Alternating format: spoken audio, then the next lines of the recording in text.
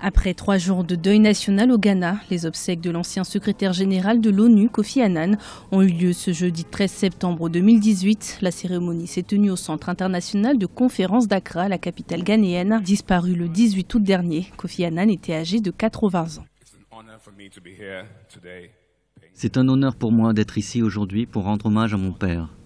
C'est un honneur mais aussi un privilège de l'avoir eu comme père durant ces 45 dernières années.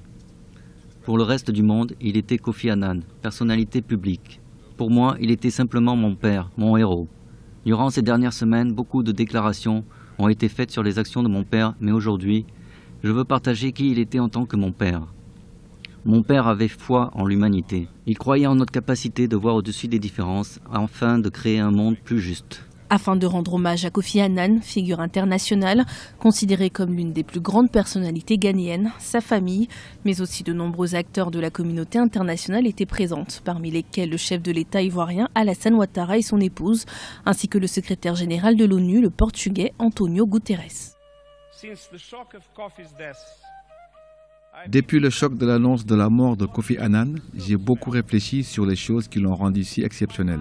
Et pour moi, Kofi Annan était unique en son genre et il était l'un de nôtres en même temps. Il était un excellent leader et n'importe qui dans le monde pouvait s'identifier à lui. Toutes ces personnes dans le monde victimes de conflits et de guerres ont toujours trouvé en lui un allié. Kofi Annan a dirigé l'Organisation des Nations Unies de 1997 à 2006. Il a été la première personnalité subsaharienne à la tête de cette institution internationale.